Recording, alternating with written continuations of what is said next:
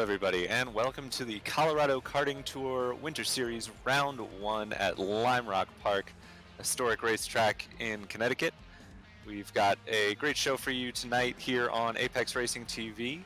I'm Tyler Newitt on commentary. Alongside me is Alex Skinner, and running the cameras tonight is Marco Barbanera. Alex, what are you looking forward to around this great track? Wait, this is a great track? I won't comment.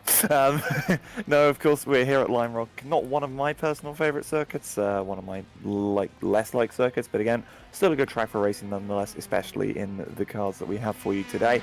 And of course, it's the first round of the series here for the Colorado Karting Tour. We did last time out have the preseason test race, and we saw some really interesting turn of events last time out, so it'll be interesting to see how those have translated here at Lime Rock.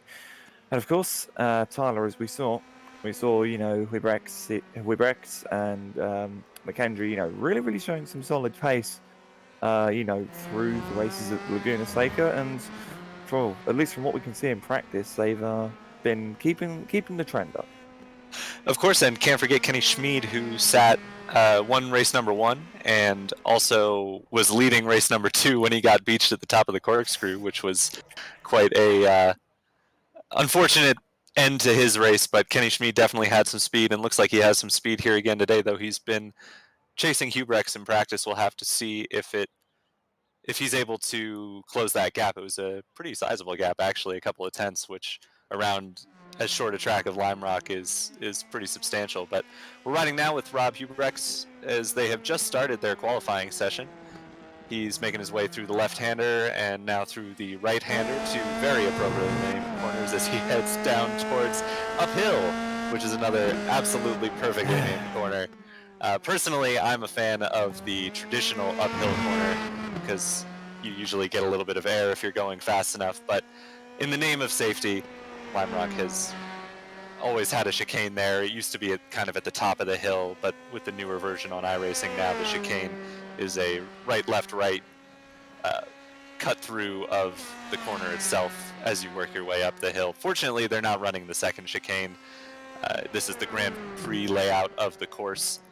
I'm not a huge fan of the second chicane. I think it doesn't really add much, and it doesn't provide an opportunity for passing, and kind of ruins the flow as you head from the West Bend into downhill. We ride now with Nolan Payne as he works his way through Big Bend and into the left-hander.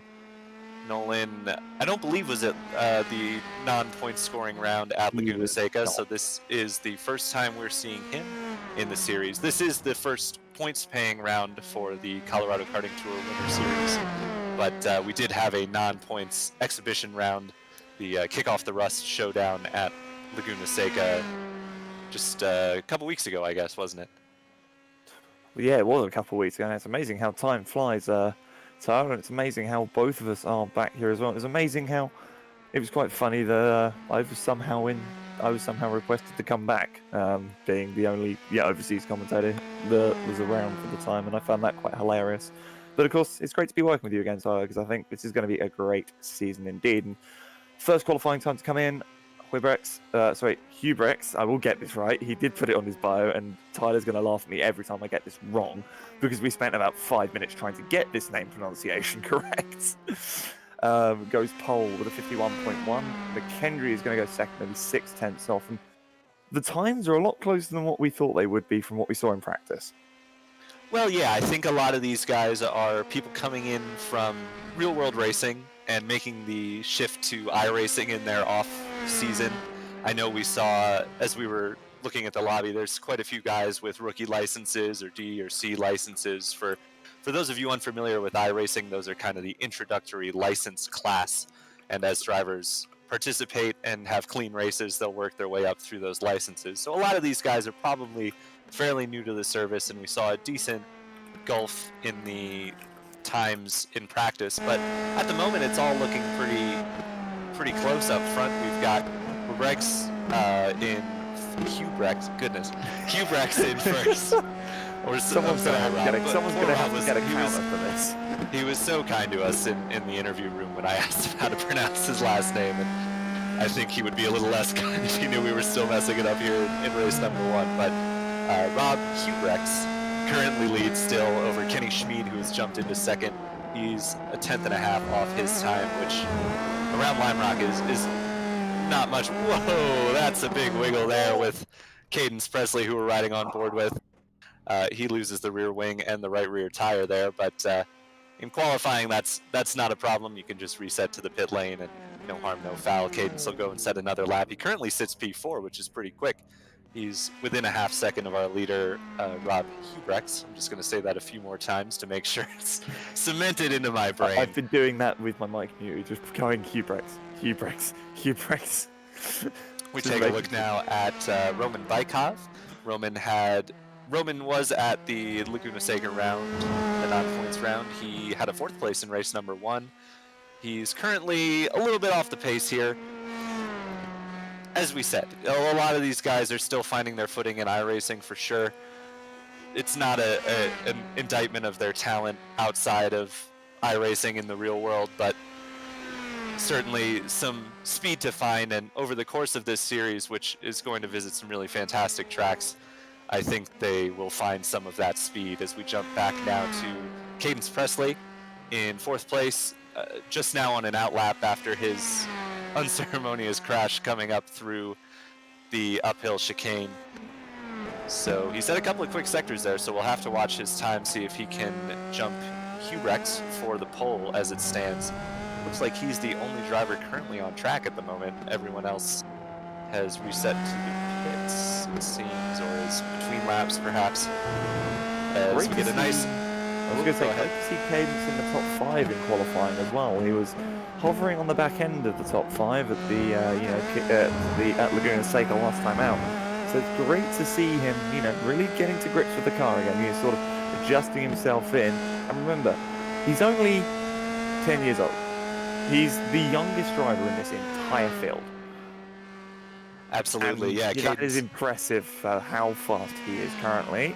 But he's going to come across the line. It's not going to be improving. It's a 52.4.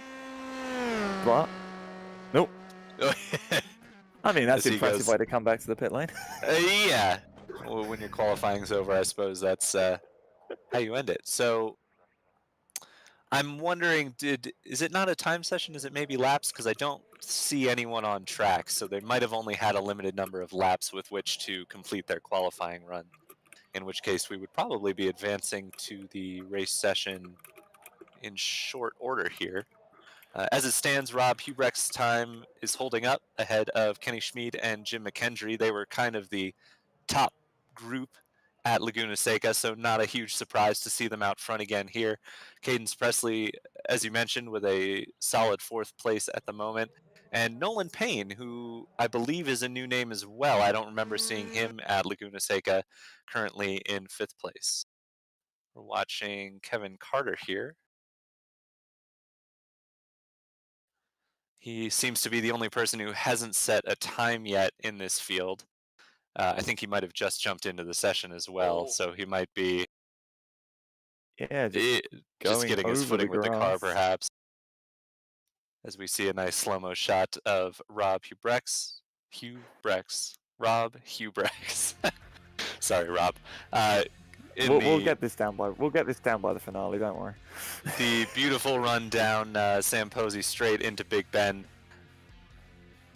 I'm well aware that you're not a huge fan of Lime Rock, but perhaps it's personal bias, as this was kind of the closest track to me when I was growing up.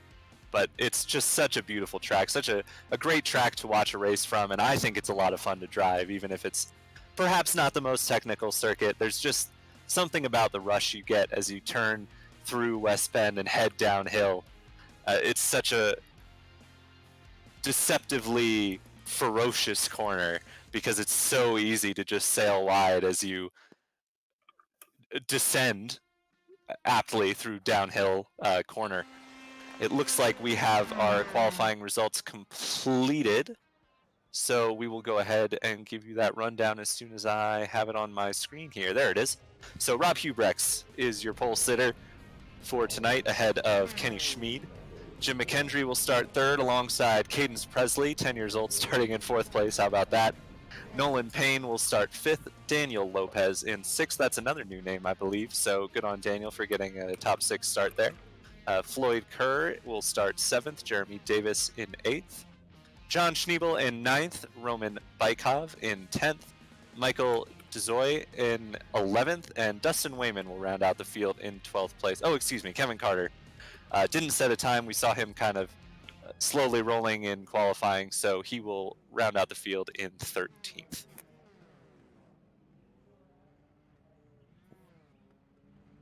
So, as the field now sit behind the pace car, currently looking at Cadence Presley, that number 1, the McLaren liveried USF 2000. Yeah, some beautiful cars, the USF 2000 there, Tyler. A very simple car to drive, yet still can provide some really good racing and still be a handful for the majority of starter drivers here on the iRacing service. Absolutely, yeah. And look at how tiny they are compared to the Porsche safety car as well. That is the baby version of the GT3 Porsche. It sure is. It's just, look how tiny these cars are. Yeah, and they're so low. The viewpoint is so low to the ground. I've been driving the GT4 car a lot as I do a GT4 league and the V8 supercars, which are both, sedans. Your standard road car size. Even though the Porsche GT4 is a bit lower, and then you jump into one of the USF 2000 cars, and it's You're on the floor. Your eye level is if you think of where you're sitting, your feet are underground basically. So unless you've got a very Formula type setup in your racing sim rig, but no, these cars are deceptively difficult. I think because they're a beginner car. They're one of the lower class, license class Formula cars on the service. A lot of people might think they're easy to drive, but they're not. They actually have a fair amount of downforce, even with those tiny little wings. And one of the interesting intricacies of this circuit in particular that I found in preparing for this, I did a few laps with the AI cars just to kind of see how it raced. And in clean air, when you're going through downhill, it's flat out. You're full throttle as you make the way downhill. But as soon as you're behind another car, you have to fully lift off the gas to make that corner. So the racing should certainly be interesting as we see the field making their way on the pace lap. Rob Hubrex leading the field down through West Bend. He's got Kenny Schmid alongside him. Hubrex will be clear to go as soon as the pace car pulls off. But for now, the field fully under the control of that iRacing Porsche pace car. Yes, indeed. As they round out to the final turn, back onto the start-finish straight, the Porsche safety car will pull away, and it's going to be a jump from Rob Hubrex. He's going to get away nice and cleanly as we go to green flag racing, and we head towards turn 1. No one really trying to make any major moves into turn 1, it seems. Everyone's sort of single file straight away. Cadence Presley already on the defensive, but Rob Hubrex is also having to be on the defensive because Kenny Schmid is directly behind him, and this is what we need, and this is what we expected straight away. Oh, Cadence Presley there dropping a wheel. I saw the notification that Cadence had gone off track, and he just barely recovered it. Fortunate that's Nolan Payne behind him to not run into the back of him because he was well and truly sideways there. We ride now with Rob Hubrex looking back at Kenny Schmid, who chases him downhill as they dive into that final corner. What a view from the back of Rob Hubrex's car as they head down the Sam Posey straight now into Big Bend for the second time, and it's a roughly quarter of a second gap for Rob Hubrex over Kenny Schmid as we see a couple of positions changing place there. That's Floyd Kerr moving up into 6th place as Daniel Lopez drops to 7th. Roman Bykov is up 2 positions from his starting spot into 8th place in the number 13 car there. But it's Rob Hubrex in control. He set the quickest lap in that opening lap. We'll have to see how the lap times stand up as they cycle through their first flying lap at speed. We have a car in the pit lane already. It is Wayman. Don't know what happened there, but I saw something went on. Meanwhile, we're going to go to a replay. I believe this is of what happened. It's a very wide entry into Big Bend. Well, I bet you he runs wide here. Yep, did that a few times in practice as well. You just, it's so slippery out there as soon as you drop a wheel in these cars. Rob Hubrex has dropped a wheel in these cars. Just as I was saying that, he's swings way wide, that's going to take him quite a bit to recover. Hopefully he rejoins safely here, but he is going to lose a number of positions. He's That going to drops drop him to down to 5th place, yeah. Settles maybe in even behind. 6th because of Kerr. Looking. Not going to make it work. There is Floyd Kerr. That has a look though. Daniel Lopez on the back though in the number 3. Ooh, little nudge as they hit the brakes. A little lock up as well. Again, this is one of those corners that's actually pretty difficult to get the braking right in these sort of cars. It is, and it's not really an overtaking point either, which is personally why I prefer the more traditional uphill corner, because you can try and outbrake somebody into that corner, but you're not going to make it through too wide. So it really, you can't, you have to be basically alongside already to outbrake someone into that corner. A dive move is just not going to work, because those orange curbs at the apexes of the uphill chicane are absolute killers in most cars, but particularly riding high downforce, not super high downforce, but downforce based aerodynamic cars. It's absolutely brutal if you smack into one of those orange curbs. So we now see Kenny Schmid, who has pulled away from Jim McKendry in 2nd place.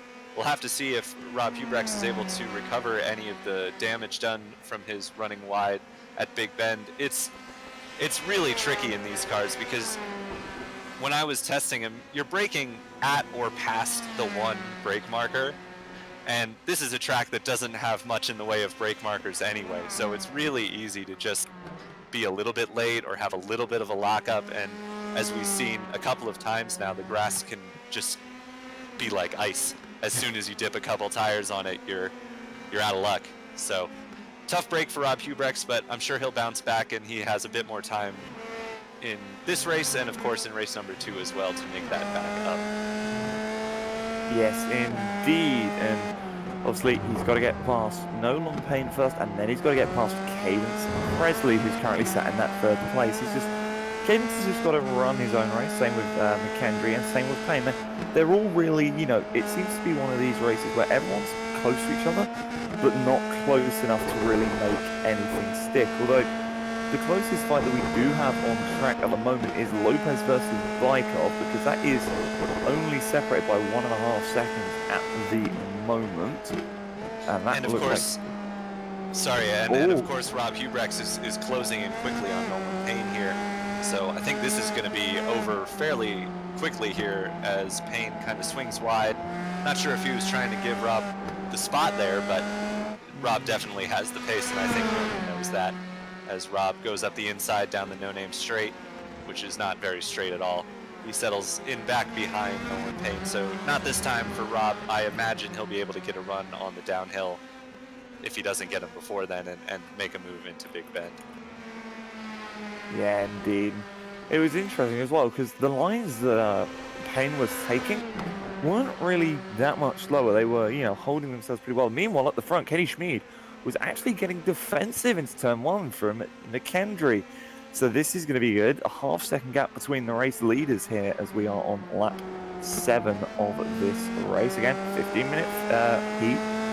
So it'll be down to the time. Meanwhile, and it looks Hubrex having a look. He's really trying to find a way, but the rear's going to come out as he gets a rear wheel on the grass. He's going to lose a couple attempts there. He's going to have to do all of that work all over again. It's so difficult to pass around here because as we mentioned, the big passing location on this track is Big Bend, but you have to get a good run through downhill, and as I was saying before, it's so difficult to follow a car through there because you just wash out, as we see Kenny Schmid doing a little bit of bobbing and weaving, trying to shake Jim McKendry from his toe. Similarly painted cars for those two. I don't know if they're teammates in real life or teammates in iRacing or just running similar liveries because they look quite Payne's nice. Payne's off the circuit. And yeah, Payne, I think he was just trying to give Rob Hubrex some room and just ran a little bit wide. Same thing that Hubrex essentially did, except he wasn't trying to stay wide. He just dropped a couple wheels off, and then it just takes so long to recover. Lopez has moved past Kerr to move into 6th position. We had seen he was battling with Bykov, but Bykov hasn't been able to make the move yet on Kerr. And Lopez seems to be pulling away a little bit in 6th. We ride now with Jim McKendry. We'll have to see if he can follow Kenny Schmid into turn 1. He's closed the gap a fair bit in the last couple laps, but hasn't been close enough to make a move. As we mentioned, it's just so tough to follow in these cars. They're not hugely aero dependent, but they certainly are affected by that dirty air from the car in front of them, even with those essentially what are cardboard wings. T-trays. Yeah, Yeah, the T-tray rear wings. just the little front wings. tiny little front wings, but they do have an effect for sure. As we see, Lopez is just at his fastest lap of the race. He's got some time to make up if he's going to catch Nolan Payne before the end of this race, but it's not out of the question. No, it's definitely not out of the question. Indeed, it's definitely not also out of the question between these leaders, though, because again, as you were saying, we'll see what the times are this time by, but I do have a feeling that McKendry does have that little bit of pace under him. I think he's got the pace to do it. He's just struggling in that dirty air because, as you said, you've got to lift off through that final corner. It was a 51.52, 51.55, 300ths of a second separate the leaders in lap time, and the gap is down to 3/10 as they make their way just through the first sector. It's a very slow first sector. You're mainly trying to set yourself up for the straightaway. Again, as you said, Tyler, it's not really a straightaway, it's more of a curved away as they make their way into the chicane, up the hill. We were looking up from the rear of Kenny Schmid up the hill, and you can just see how much load is put on the cars. Meanwhile, Boykov gets past the curve from what I can see. Meanwhile, Payne has dropped about 5 seconds off the back of Hubrex now. I'm wondering if Kerr had an incident, because he's suddenly some 6 seconds off Roman Bykov, who he was right with. I think he may have dropped a wheel off or something. I'm showing he was off track a couple of times before that pass happened, so I think we'll get a replay here. Thank you, Marco. As it was through Big Ben, perhaps. Did he... Oh, we caught the curb a bit. Ran a bit wide, slid a bit. Oh, a bit of a spin, but he did better to hang on to it than... Was it Wayman we saw spin into the barriers earlier, so good on Kerr to keep the car under him. He'll lose the spot, but live to fight another day as he hangs on to 8th position with a couple of cars closing him. Is this a pass for the lead? It is. It's Jim McKendry. Oh, man, what a move there. He must have set that up well through the chicane, because it is not easy to get the run on and make a pass into West Bend, but Kenny Schmid going to see if he can have a look back into Big Bend. As McKendry doesn't move to defend as aggressively as Schmid was. He has a look on the brakes and gets the move done. We'll see if McKendry can cross him back up, but well done by Kenny Schmid. I'm a bit surprised that McKendry wasn't a little bit defensive there, considering how we saw Schmid driving, but perhaps he just knew that Schmid has a little bit more pace on him at this point and was just going to make it happen. But you'd think the way he was fighting for that first position, he'd try to make it stick a little Hubrex more. and Presley side by side as they make their way towards the chicane. Hubrex is going to make that move stick. He got a really, really good run out of turn 3. Managed to get down the inside. Meanwhile, back marker traffic in front. Again, the onus is on the faster car to make the move. Absolutely. Again, all drivers did agree that coming out the corner, they're just going to hold their lines. So, really helpful. That and oh no! Oh, that's a shame for Cadence. That's the second time in 2 races that's happened to Cadence now where he's gotten close. Oh my god, that's the leaders. That's the 2 leaders. That's both of them. And that's Kenny Schmid out. That is Kenny Schmid. That is significant damage to Kenny Schmid. McKendry has damage as well. 2 races in a row that Kenny Schmid has had a big accident that's taken him out of the lead here in the Colorado Karting Tour, brought to you by Point Karting. Yeah, we'll have to get a replay on that one, because that looked like this is going to allow Hubrex to come through potentially. Well, even before that, Hubrex was lapping a second and a half or so quicker than the leaders.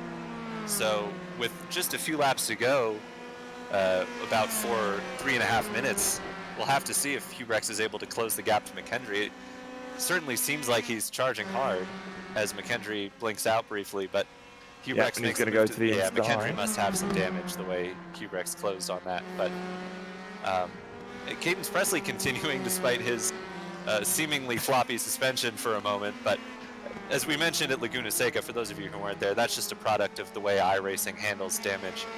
We're going to get a replay now of the leaders here, I think, so we'll hold on that thought for a moment. Oh, it was a car exiting the pits. The car so came tough. across the front of him. Well, it's tough, and I wonder if their wheels might have touched before that happened. Perhaps it's a really short pit exit and pit entry here. So that was Kevin Oh, Karter and exiting. Payne's in the barrier. Oh my Payne goodness, with a big that's crash into and the barrier. Baikov as well. So it's all happening at once here, as Payne and Baikov are both going to be out of this race, I We're into the believe. replay here. What's happened? Yeah. Baikov's caught up to the back of Payne through the final corner, a net code, and Oh, then just a bit of so the net netcode. code. No, but the net code unsettled Payne, and it just went all wrong from there. But it's all going right for Rob Hubrex at the moment, as he has assumed a 2.5-second lead now over Jim McKendry, who's quickly being caught by Cadence Presley for second place. It is now Daniel Lopez, who has inherited 4th position, and Floyd Kerr, who's inherited a top 5 at the moment. So, as I was saying before, we mentioned about the iRacing damage model handling. The way it works is what we see is not necessarily what the overarching iRacing server sees. So it wasn't a matter of Cadence Presley's wheels falling off and being repaired. It was a matter of they never were actually damaged in the first place. It's just one of our client iRacing views predicted that it would be, and then it turned out it wasn't on the server side. So that's what that was. Which is always helpful. Yes. To say the least. Again, Cadence Presley through to step though, and great to see. He's actually only 3 seconds off the back of Rob Hubrex now. And, well, if Rob makes another mistake, could see Cadence Presley leading this race. Again, we've only got a minute to go, so this is going to be the final lap when they come across the line this time by, I think. It's going to be close. It's going to be touch and go. It's about a 50-second lap here. 2 laps. Yeah, so we're going to get 2 more laps for Rob Hubrex, and nothing's out of the question at this point. Cadence Presley seemingly slipping back a little. I think there was some lap traffic in the way, but he may have some damage as well as Jim McKendry. But the 3 of them seem to have escaped through this the cleanest out of all of that chaos that seemed to happen in such a short span of time as well. I mean, there were, what, 3 big championship implicating wrecks in a matter of minutes, as we're going to get another replay here of Cadence. Hopefully he's not having trouble here, as he was behind. Oh, this is him behind McKendry and Hubrex, I believe. Oh no, that's a different lap car. Oh goodness. Oh no, this is his incident with Hubrex that we saw before, my mistake.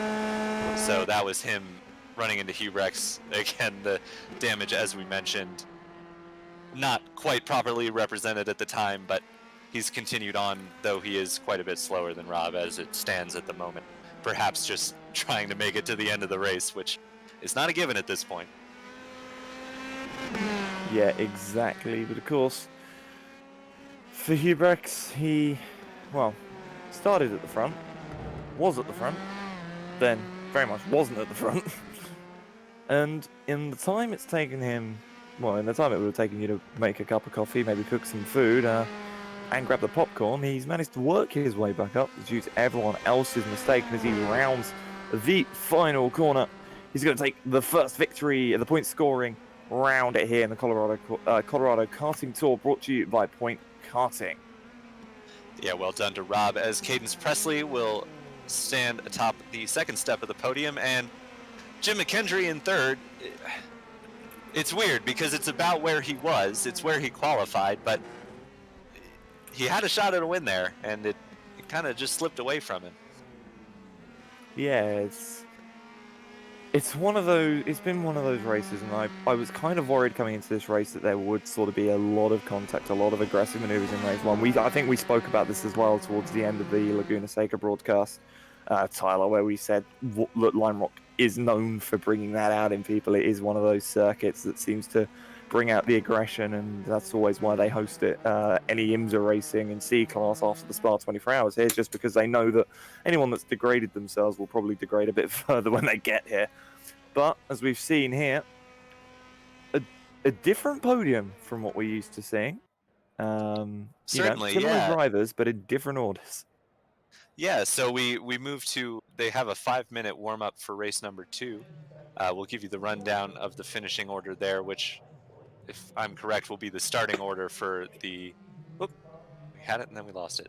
There it Well, is. we had Thank you, it and then we Marco. lost it. So Rob Hubrex is your race 1 winner ahead of Cadence Presley and Jim McKendry. There's your podium. Daniel Lopez finished 4th, and Floyd Kerr rounded out the top 5, as well as the cars on the lead lap at the end of the race. Jeremy Davis came home in 6th ahead of Kenny Schmid, who led for a little bit and just had an unfortunate run-in with a car exiting the pit lane. John Schneebel came home in 8th ahead of Nolan Payne, who had his incident with Roman Bykov, who came home 10th. Michael Dezoy in 11th. Dustin Wayman comes home 12th, and Kevin Carter rounds out the field in 13th. Just want to read a couple of messages to you from our friends at Colorado Karting Tour.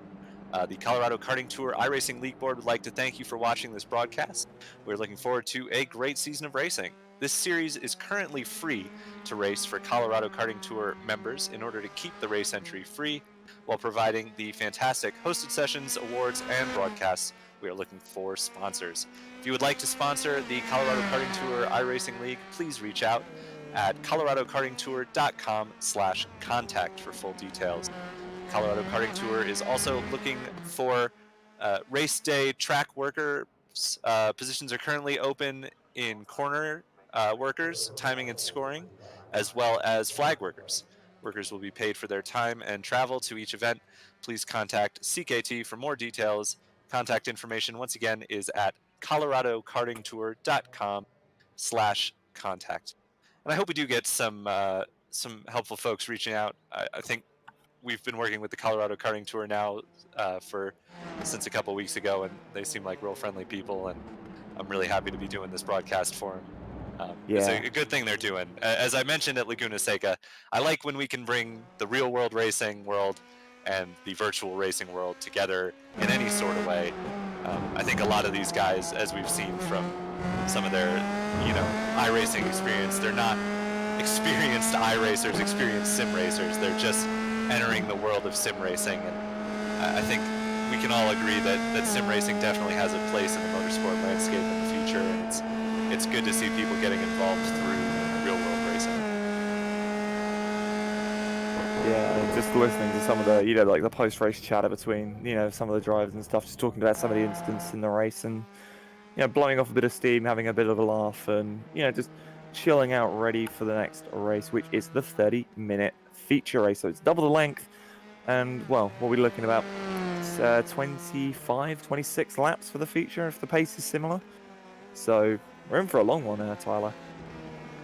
It will be, yeah. And as we saw in the first race, and as we saw in the feature race at Laguna Seca, there's a lot that can happen in a 30-minute race, especially around Lime Rock Park. I mean, I don't want to say I'll be surprised if there's not a similar number of incidents, but it certainly wouldn't surprise me. It would not indeed. And I'm just listening to race briefer Jeremy Davis, who is one of the drivers today here. That is, funnily enough, actually, I'll give you a bit of a comedy backstory here. We finished the Laguna Seca broadcast, and we had a chat with Jeremy after the race, and he basically said, "Oh, I gave him all these this really super strong briefing, like don't do this and this," and then instantaneously proceeded to undo it all at turn 1. So he's basically a do as I say, not as I do kind of race director, and well, hopefully things today are a bit cleaner in the second race. Yeah, I mean, I think a lot of what we saw in the first race was not so much dirty racing. It was just a matter of people making little mistakes and unfortunately others being caught up in it. You think of the incident we saw with Rob and Cadence in the final corner. It's just one of those things that it's a product of a track with some really tricky cornering situations and some cars and drivers with different levels of experience and pace. It just lends itself to unfortunate situations. So hopefully race number 2 will be a little bit less incident-filled, but certainly, I have to say, the incident certainly added to the excitement. It was got my heart racing watching that first race for sure. Oh, indeed, and I know with the fact that it's going to be the grid set from the results of last time out, as you see on your screen, Rob Hubrex on pole in a number 67 point karting Good catch. car. Cadence Presley will line up second with Jim McKendry third for the Motorspeed team. And it's going to be Daniel Lopez, Floyd Kerr, Jeremy Davis, Kenny Schmid, John Schneebel, Nolan Payne, Roman Bykov, Michael Dozoy, Dustin Wayman, and then Kevin Carter to round out the field. Well, we see there are a few drivers that are very much out of position on this grid, Tyler, and I can expect to see them making their way through the field very quickly. Absolutely, I'll be keeping my eye on Kenny Schmid there in 7th place. We saw how fast he was earlier in this race, or in the first race rather, and at Laguna Seca, as we sit on board with him and the pace car takes off. I think he'll be working his way up. It's just so difficult to pass around here. We saw when Rob Hubrex was working his way back through the field after his early mistake. He could catch cars. He caught up to, I believe it was Nolan Payne rather quickly, but he spent a lap stuck behind him. So I think Kenny is going to have to be pretty advantageous at the start, make as many positions up, into Big Bend as he can, and then kind of settle in and know that it's going to take a little bit of working on people to move his way forward, because you can't rush things around here. It's too small and too fast a track to try and force your way through, and it's just going to end up in tears for, I think, everybody involved.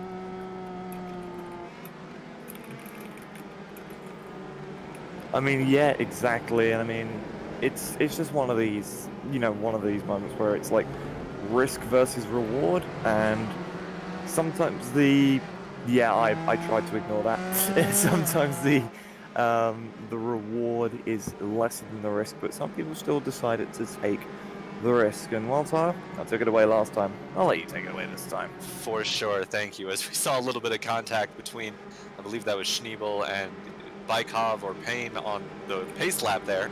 Hopefully not an indicator for the race to come, as the pace car leads them around downhill. It'll peel off into the pit lane, and it'll be on Rob Hubrex to go when he so chooses. And he's gone. Cadence Presley is not going to get the overlap on Jim McKendry, who pulls up alongside. We'll have to see who's the last of the late breakers into Big Bend, and it's McKendry who slides pretty comfortably ahead of Cadence Presley. Lopez holding on to 4th place for now ahead of Kerr. Kenny Schmid was able to make up 1 spot into 6th place off the line. He will try and get the jump now on Kerr, perhaps a move down the no-name straight, but as we discussed earlier, it's pretty difficult to make something happen into the chicane at the bottom of uphill. Now riding on board with Jim McKendry. Oh, the contact in the background. That is... Oh, and that's Lopez. Lopez. I think Lopez. Schmid was the big beneficiary there. Yep, and he was spun around by the missing front wing car of... Is that that is Kerr. It is indeed. He's just been overtaken by Davis. So Danny Lopez gets spun around. A bit of frustration in the voice chat there, but I think it was pretty easy to predict who was involved, because it was Lopez and Kerr who were running 4th and 5th, and perhaps a little bit out of position as they find themselves now in 7th and 10th respectively. It's the big beneficiary, as we mentioned, though, is Kenny Schmid, who finds himself in 4th. He's got a bit of a gap to the top 3, but I think he's got the pace to close that up. He's been pretty quick here. Now, with some clean air in front of him, I think he'll be setting some pretty quick lap times, as Bykov is trying to make his way past the wounded Floyd Kerr there for 7th position. I thought I saw Bykov have a little bit of damage as well, but I could be mistaken there. He hasn't been able to get the jump yet on Kerr as we ride with him, looking back at Roman Bykov. Oh, goodness. Oh, and there's that's another a big crash. Oh, there's quite a few cars in the wall. Yeah, it looked like it looked to me like Kerr was about to run wide on downhill and had to lift majorly off the gas. The problem with doing that is that if you have a car behind you, they can't do anything about it. He didn't have a front wing either, I don't think. So he then Yeah. gets tagged by Bykov, and then Karter, I think they have Schneebel maybe gets Yes, I involved think there it is. somehow as I well. think And I you're don't right. know how he got really involved there. Perhaps a bit of Because target it looked like fixation. he just turned into and- the accident. Yeah, I think it might have been a bit of target fixation and running wide out Yeah. of downhill. But we see Bykov now exiting the pit lane with his faster pair. Looks like he'll actually stay on the lead lap. I think he was able to duck into the pits rather than towing, which will save him some time there. But yeah, and there's the problem too is that there's no way for Bykov to know that Kerr doesn't have a front wing in front of him. So he's taking the corner assuming that Kerr will take it at the normal pace you would expect he would, but he can't. He's not going to be able to corner at the appropriate speed. Then you couple it with, it looked like Kerr probably had to lift off to stop himself from running wide and causing an accident that way. And it's just a recipe for disaster for poor Roman Bykov there. Yeah, indeed, and that is Cadence Presley! Oh, Cadence. Davis is going to get himself spun around. That's going to And be I think Cadence beached himself as well. Yep, and Davis is missing a rear right wheel. Oh. What happened to Cadence? He's obviously made his way down. I think he's spun it on his own accord. See, comes into there. Yeah, he just clips it, spins it round. And then what's he going to do? He's going to turn it right, flick it left, and you're on board with Davis now. Davis reverses, doesn't see that Davis is there, and these cars, it's so difficult to see out of your right-hand side. You're blocked so much from that side, just in the blind spot. Didn't really think, to wait there. It is, and it's that is tough unlucky. because we did hear in the drivers' meeting, Jeremy, as you mentioned, specifically noted that drivers need to have their relative open, as we see Hugh Rex coming up on the lapped car of Kevin Karter. Drivers need to have their relative open and know when cars are coming, but at the same time, it's so easy in a moment like that to think, oh, I'm blocking the track where I am. I have to reverse out of the way before this car that's coming gets here. And unfortunately, you're not blocking the track as much as you thought you were, and it ends up being an incident for the car behind you as well. So it's a tough break there for that was Davis. Was it Davis who was involved in that one? Yeah, Davis. Presley? Yeah. So a tough break for Davis and an unfortunate situation for Cadence. Perhaps you could say he should have been watching his relative a little more closely, but I think it's a situation we've all been in, and yeah, I think every one of us has panicked when we found ourselves sitting sideways across the track with oncoming traffic. So we ride on board now with Jim McKendry as we take you back to the front, and something's happened to Kenny Schmid as he is in 4th place. Apparently there was contact with Nolan Payne. Well, Payne was off the track there, but Schmid moves his way back into 3rd with that. Let's see what happens here. We're looking at Kenny Schmid there's a bunch of debris on the track, perhaps. Schmid was involved with that, or it was passing. So that was lap him trying to car get past the 9. Oh, that's tough. I've seen Karter not being the most clean in, with cars being near him. Like, he blocked the race leader out of the final corner as well. It didn't look as though Karter was trying to, as we see, I think that's Roman Bykov with him. That's Blake. Yeah. It's tough to say. One thing for sure is that Karter hasn't quite been on the pace of the front group, and I think when you're far enough off of the pace of the cars that are coming up on you, anything you do can be construed as unconstructive. It's difficult.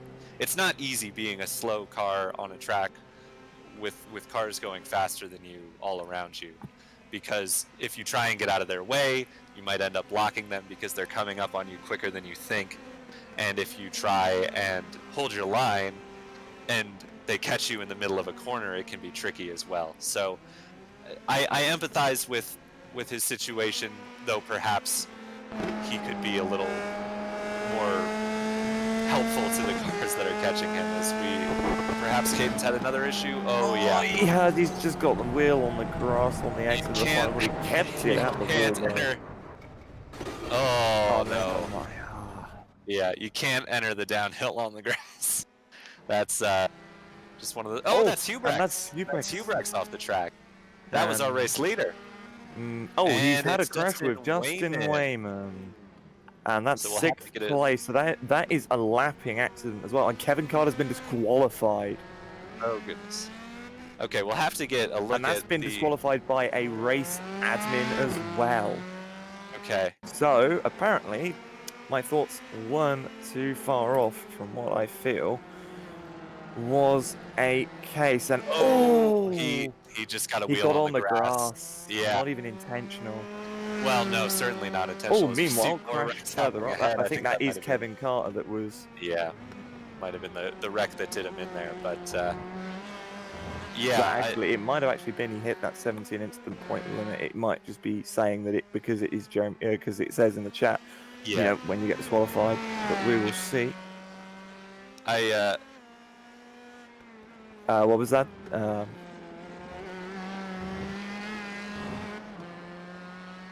No, actually, it's in a private channel. Interesting. That might have been Anyway, messaged directly to me, funny enough. yeah. Interesting. Yes, I see that as well. Thank you, Anyway, Jeremy. Jeremy, yeah. whilst driving, is texting me, by the way, ladies and gentlemen. This is the manner of a race director here. But going back to the incident with Hubrex and it was who was it now who was involved in that? That was Wayman. Thank you, Marco. Yeah, it was. It looked to me like Wayman just had a wiggle, got on the grass, and unfortunately Rob Hubrex was an innocent bystander there. He's still currently holding on to a podium position. It's funny, through all of the chaos, we've ended up with the top 3 that I think are probably the 3 quickest guys on pace. They qualified top 3, and they're holding the top 3 spots at the moment. It's Jim McKendry by about 10 seconds over Kenny Schmid. Rob Hubrex sits in 3rd place, a further 4 seconds behind. After them, it's Michael DeZoy, who's kind of been quiet through all this, which is not a bad thing. He hasn't made himself a part of any wrecks, and he's just kind of carried on through. He's some 40 seconds behind McKendry, so not really a major factor in this, but good on Michael there for hanging tough and keeping in the race.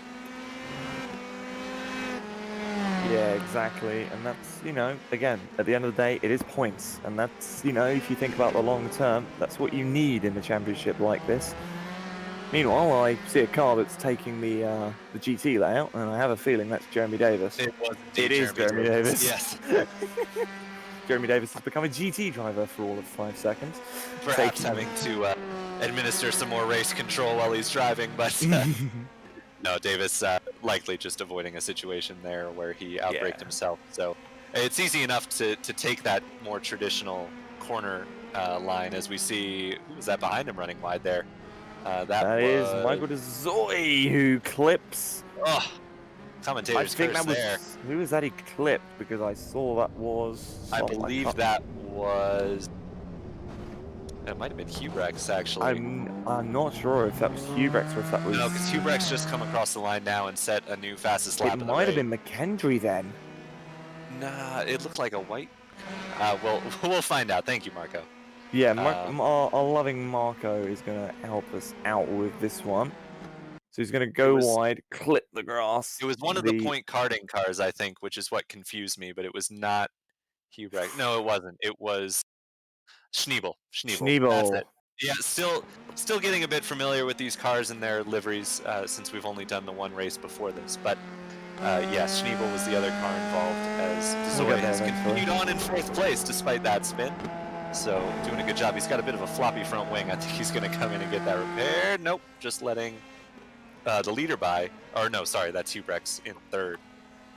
So the top 3 now have a full lap lead over the rest of the field with that move. Hubrex is closing, and somehow we're only 12 minutes into this 30-minute race, so it is absolutely not out of the question for Hubrex or Schmid or any of those top 3 really to swoop in and claim a victory, I would say.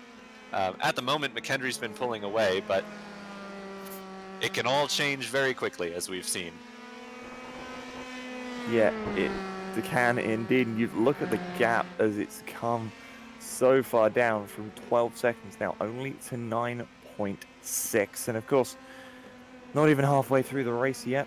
It was a pretty action-packed feature race at Laguna Seca last time out. And I'd say the back three, 10. Oh! That's your race leader running a bit wide. I think it tells you that if he can do it, anybody can, and I think everybody has at this point tonight. Everybody's tested the boundaries at Big Bend, but Jim McKendry able to hang on to it and maintain his lead, though I would imagine it will be somewhat diminished over Kenny Schmid the next time they cross the line, showing 7.5 seconds on the live timing board at the moment, and Rob Hubrecht's now just 12.5 seconds back from our race leader.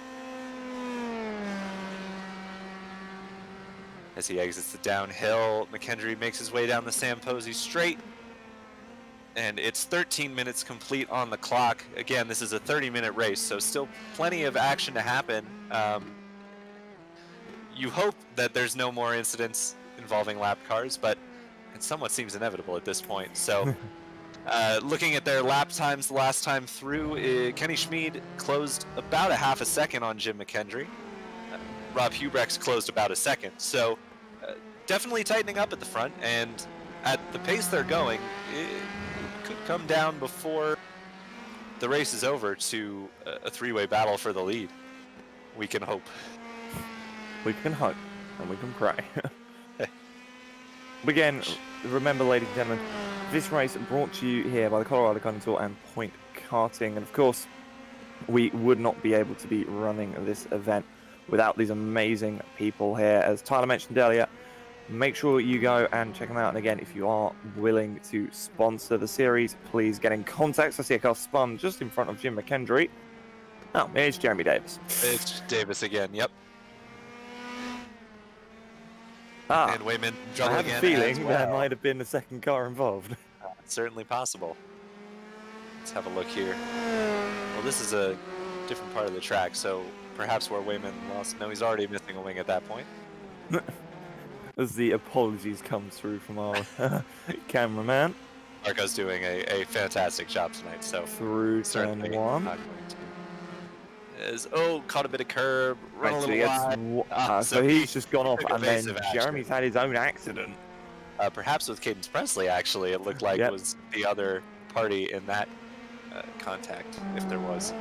So he runs a little wide.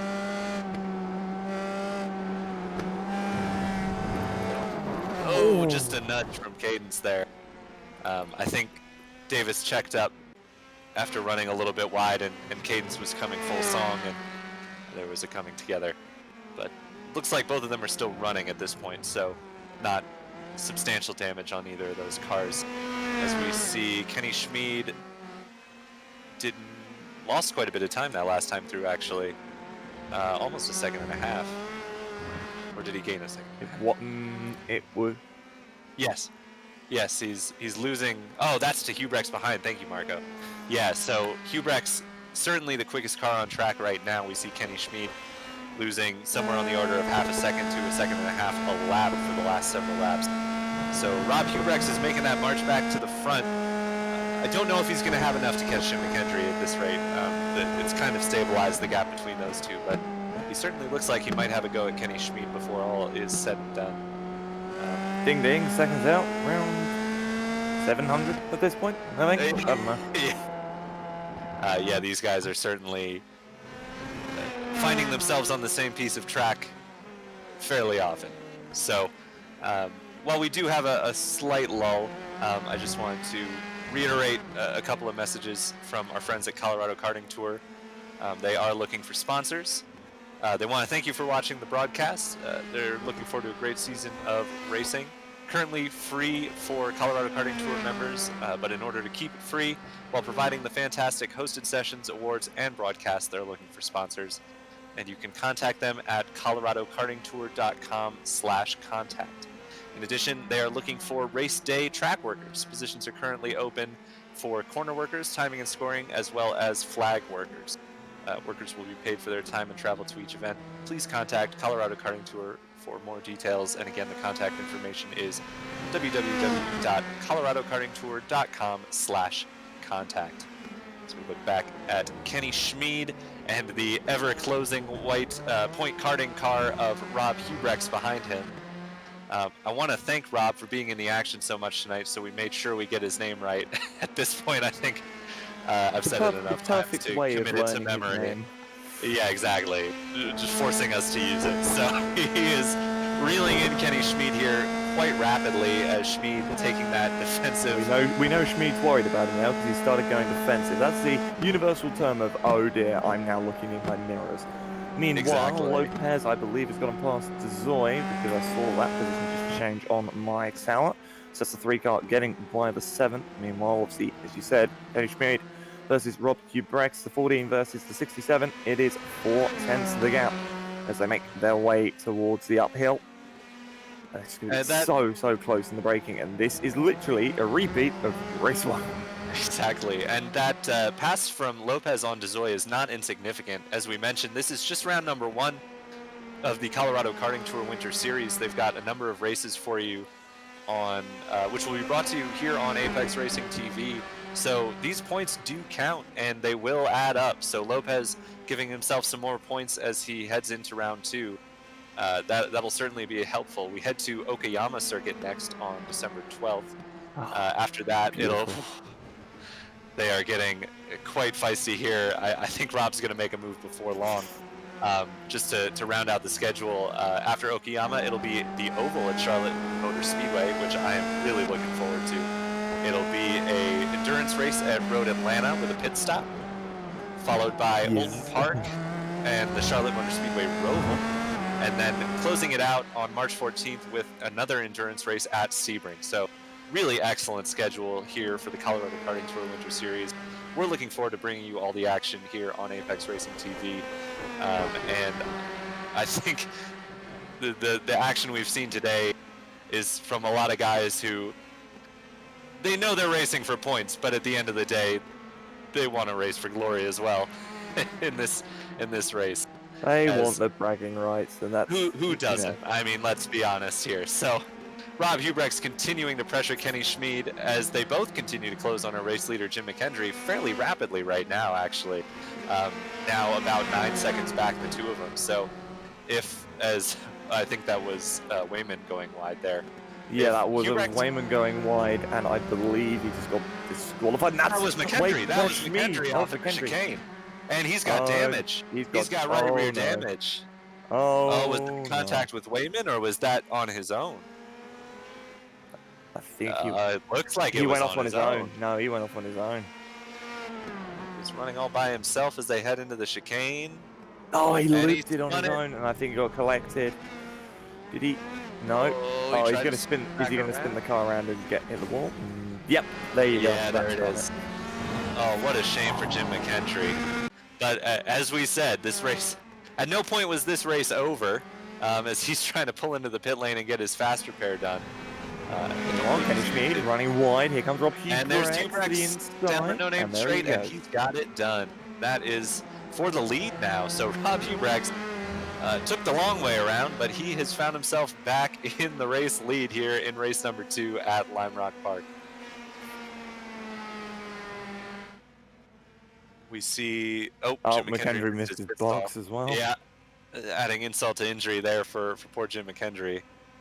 He's trying to get it to register, I think, but he's going to lose a lap here as he comes out just behind Hubrechts and Schmid, but holds on to 3rd place at the moment. A decent gap to Nolan Payne, who sits in 4th place. After that, it's Lopez. Schneebel has worked his way up to 6th ahead of Davis. I'm a bit astonished that Davis has managed to hold on to 7th the number of times we've seen him running wide or running off so far today, or sending you messages about race control issues. So good on Davis to hang on to 7th there. Obviously taking on a lot as an admin of this league, as we see Payne having a little off at Big Bend. Payne decided to become 142nd verse. Yeah. Decided to become a rallycross driver for this afternoon. Meanwhile, back at the front, here we go, ladies and gentlemen. I think Bykov having a bit of a go in the background. Meanwhile, here we go. Here comes Kenny Schmid down into the turn 1, and that's very close indeed. That's to dart out of the way. And you can see McKendry there. You can see he wants to fight these guys, but he's a lap down to the pair. Well, So and if you're Jim McKendry, you want this lap. you're probably encouraging Kenny Schmid to go make a dive on Rob Hubrex because I was gonna say if you want those this two pick lap up because some you can damage, get some points. You can get the lead back if they make a mistake or if they have an accident. exactly. So certainly, I'm sure he won't make any deliberate maneuvers to try and eliminate these two, but he'll be rooting for it. As Hubrex has opened up a bit of a gap with Schmid running wide in Big Bend. We see the lap car pull out of the way, so that'll help him out a bit. Hopefully he lets the two behind him by as well. Schmid, it's tough to say, because Hubrex closed on him quite rapidly, but it doesn't seem like Schmid is slow. As we see, that's Lopez in fifth running wide. He's 2 laps down now. It doesn't seem like Schmid is slow, and I think with the toe, he might be able to keep up with Rob Hubrex, but he's going to have to push a little bit, and, well, given how we've seen things go when people have been pushing today, that might not be the best plan of action. As we now look at Jeremy Davis battling Schneebel for position here.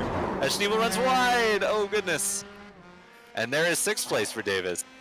That's a move for the top half of the field.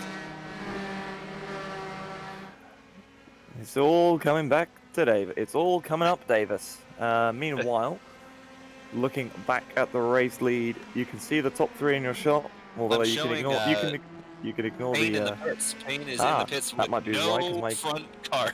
There's nothing That's, remaining in the front of that car. That's the big accident. Let's have a look. So he's come out of 2, through 3, on the grass. Oh. Oh, goodness. That one hurts.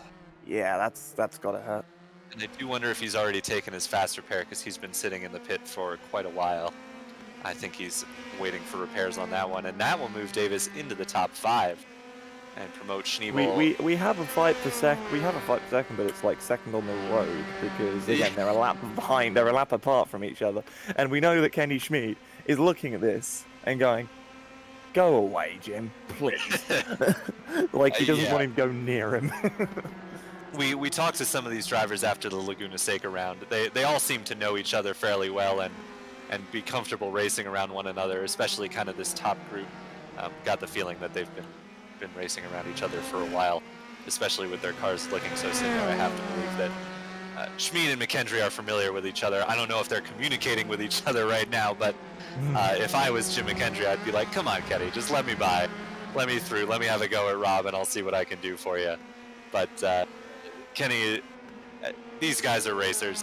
There's no such thing as letting someone by. So Kenny Schmid has now opened the gap up back to Jim McKendry, so he doesn't have to worry about that for the time being. But Rob Hubrex has opened his lead up to almost 2 seconds now over Kenny Schmid as McKendry was pestering him.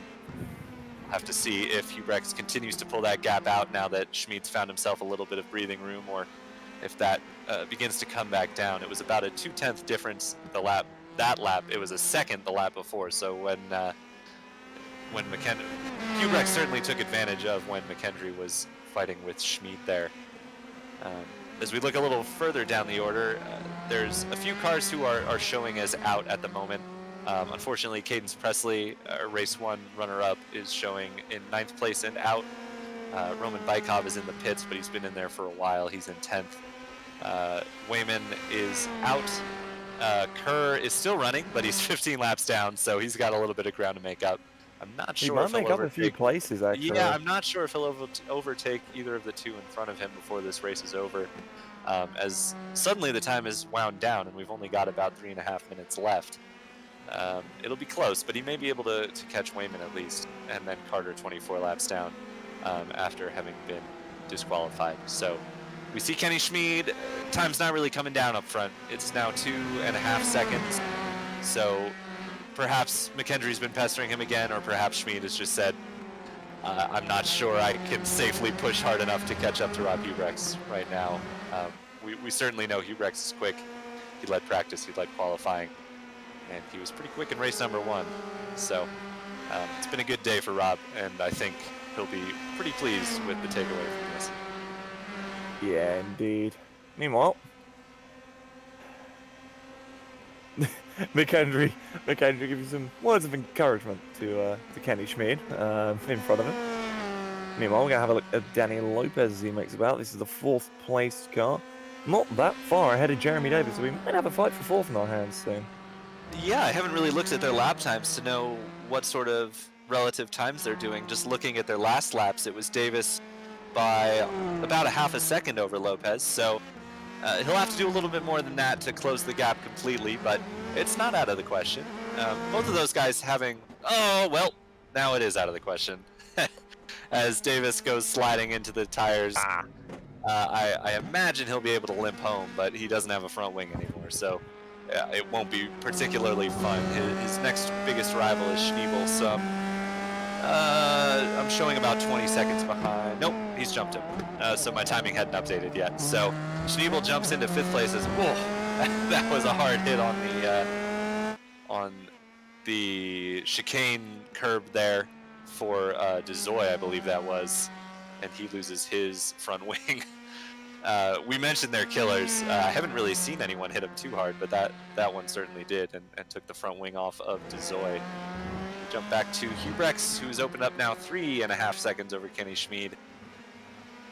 I'm not going to say he has it in hand because we've seen what can happen, but as they come towards the end of this race, he should be in fairly good shape. We see Lopez. We didn't see Lopez at Laguna Seca, so a good showing for him here in 4th place. We jump back to DeZoy without his front wing as he limps along. Davis has lost another spot, I just noticed, to Payne as well. So in his recovery from his incident, Davis continuing to drop places. I think we're about to see the overtake here, perhaps. As he's just limping along without a front wing at this point, which is not easy.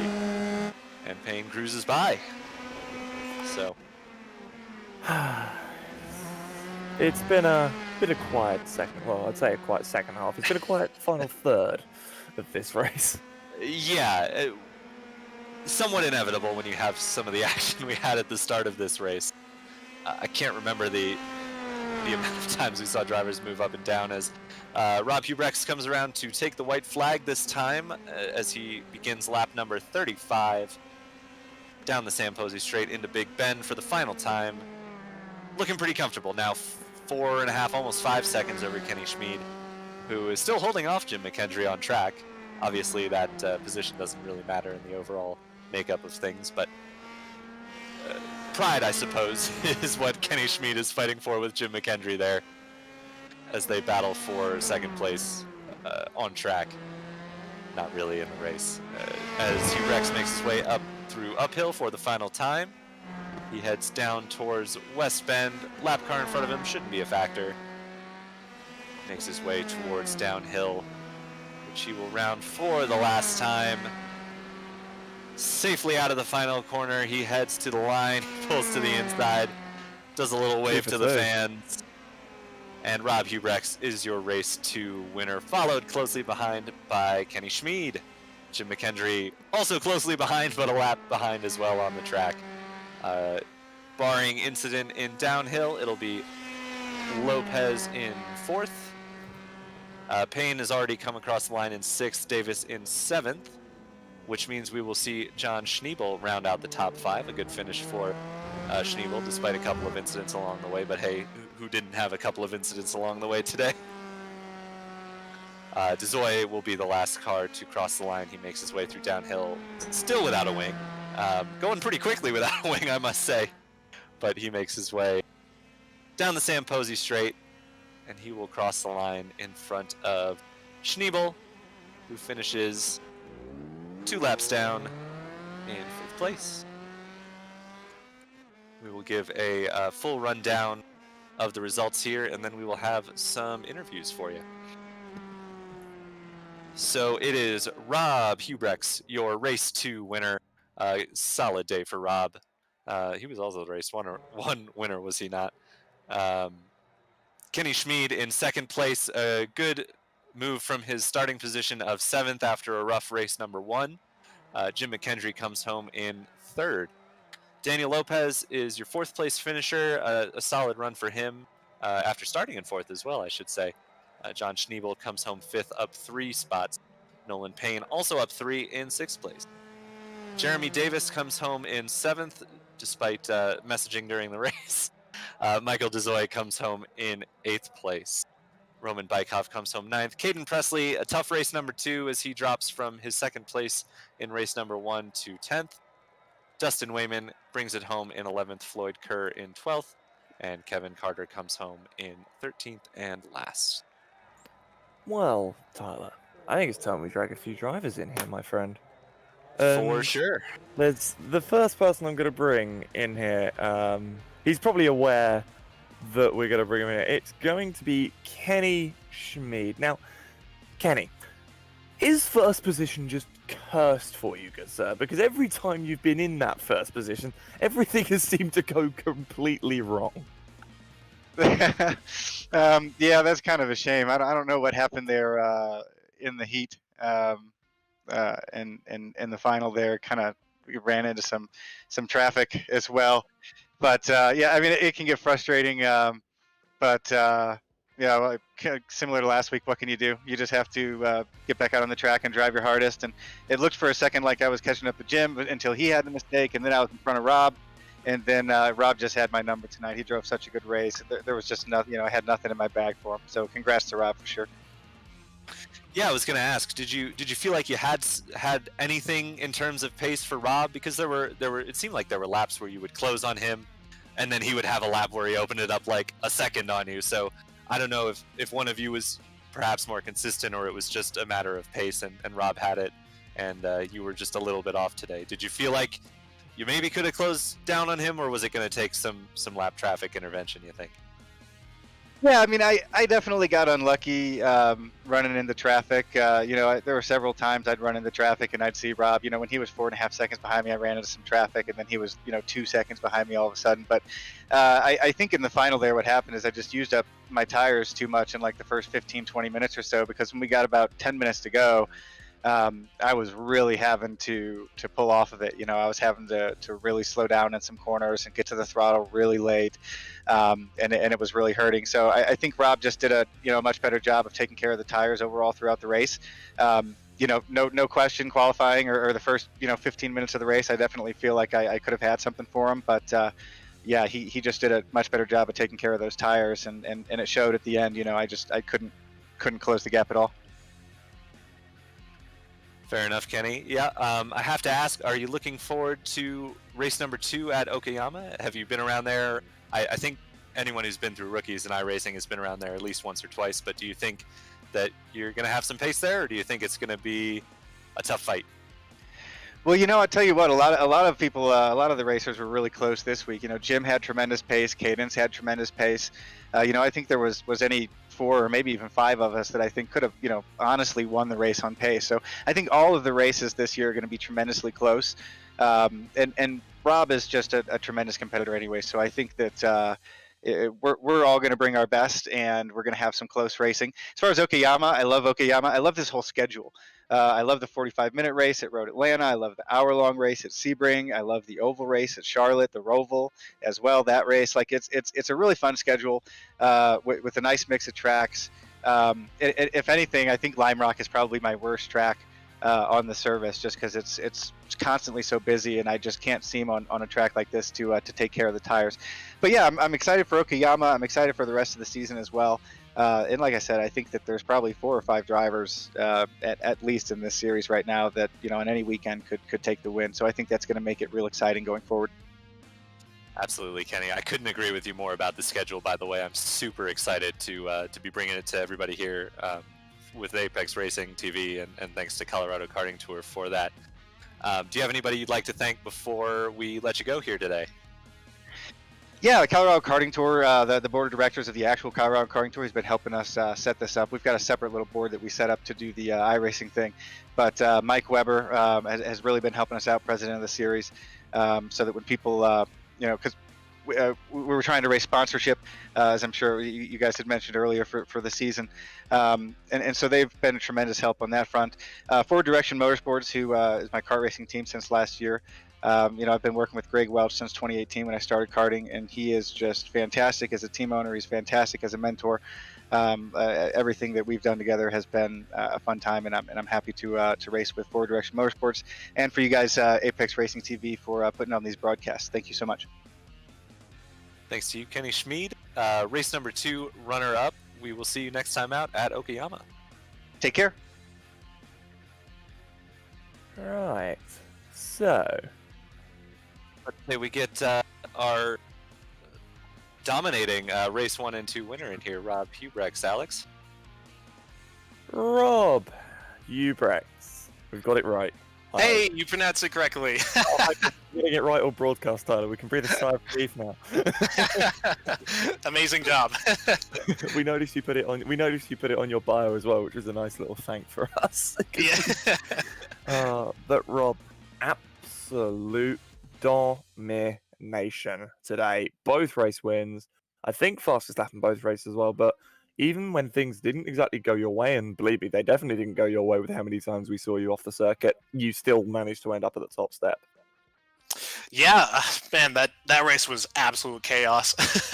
But you know, even if you get taken out, you just got to get back on track. Fortunately, I didn't have any damage from any of those, which I gotta thank iRacing for that one, because I don't know how I got away with some of those impacts. But yeah, just kept the car together.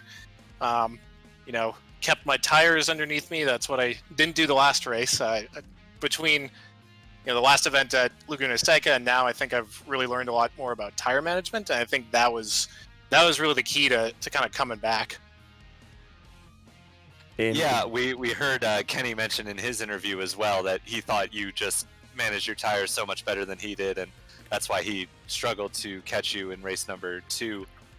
Race number 1 as well, you were not without your share of adversity, though I think that was a bit more self-inflicted. What was the... you didn't get as much help, though, coming back through either. Were you thinking you were going to get back to the front, or were you not just taking the positions as they came and seeing where you ended up? Yeah, so that was definitely an unforced error in the heat race. I did exactly what I told everyone else in the race not to do, which is run wide at turn 1, and I did that. And at that track, as soon as you get even a little bit of your tire off in that first turn, it just kind of hooks you off the track. And yeah, I just kind of kept my head down. I wasn't expecting to charge back to the front. I saw a couple guys in front of me who I thought would be, I could probably catch them. I didn't think I was going to catch Jim and Kenny, but they were caught up in an incident. I didn't see what happened, but just kind of a lucky incident there. So, yeah. Absolutely. Have to ask, are you looking forward to Okayama and the rest of the schedule at large? Do you think you have kind of the pace you brought tonight there and for the rest of the season? Are you looking forward to it? Well, I mean, I hadn't really driven Lime Rock that much until now, and most of my driving at Lime Rock has been in other cars, like the Skip Barber car, which doesn't quite drive like this. So I'm feeling confident about my ability to learn the tracks going forward. I've raced at Okayama a few times. I think I'm really getting this USF 2000 car down, though. Doing a lot of the official series. And like I said, I did the oval track that they have in the official series this week, and that really helped me figure out tire management. So I'm feeling good about my ability to learn the tracks going forward and at least be able to fight for wins every week. Awesome. Glad to hear it, Rob. Do you have anyone you'd like to thank before we let you go tonight? Yeah, just got to thank again Point Karting for sponsoring the series and my car. They're doing some investments into sim racing. They realize some of the skills that kind of transition over from sim racing to any other form of racing, whether it's karting, oval track racing. It's not a direct translation, but you can learn a lot about racecraft and a lot about just staying focused, getting in a flow state, all that kind of stuff. So they definitely realize the value that sim racing has, and I'm glad that they're kind of making this investment. Awesome, Rob. Thank you so much, and congratulations again on your wins and pole and fastest laps and practice win, and we'll see if you can follow that up next week or next time out as successfully. Once again, that's Rob Hubrix. Thank you. All right, so We talked to race number 1, runner-up Cadence Presley. I think that would be. Yeah, I think it'd be an idea. We were meant to get him in last time, so what we'll do is we'll drag him in this time. Cadence, hello, Hey, my how's good it going? man. Yeah, it's good to see you, my friend.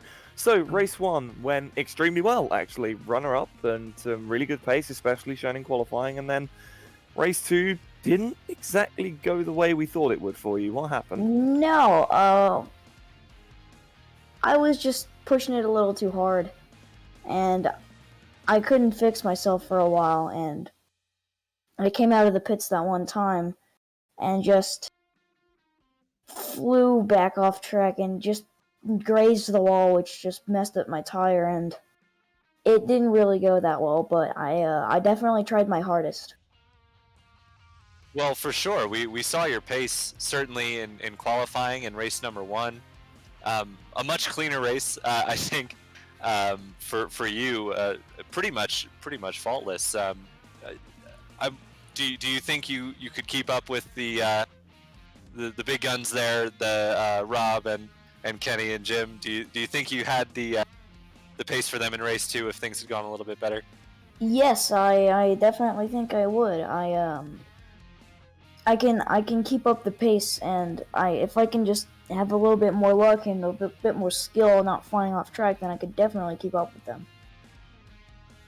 Absolutely, Caden. I mean, we've talked about it a bit on the broadcast, but your skill for what you're doing at your age is something that we could not have done. So we're both super impressed with the performances you've been putting on.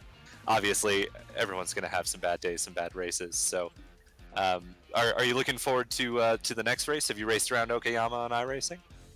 Oh, I actually didn't know it was Okayama, but I am very excited, and I've actually been racing in some actual iRacing races at that track a lot lately, so I think I'll be pretty competitive, and I think I can shoot for a win there.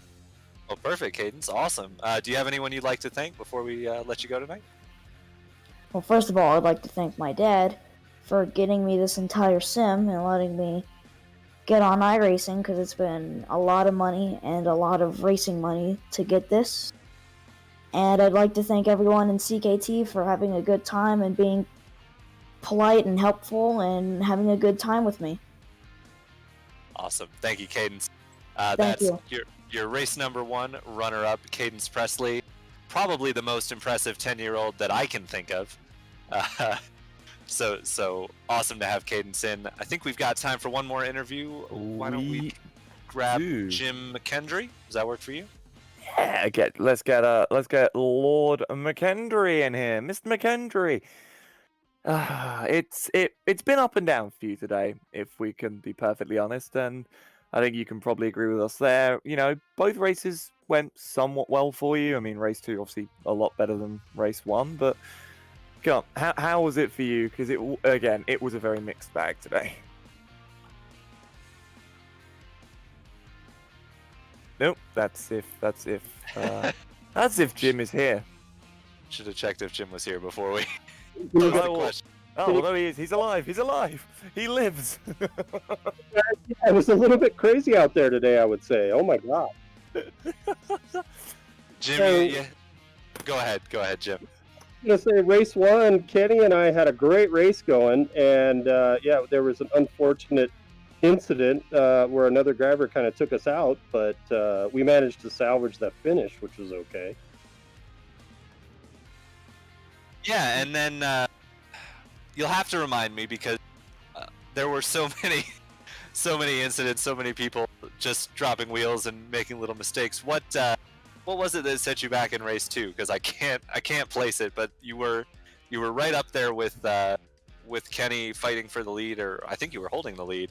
Was it was yours the mistake at the chicane?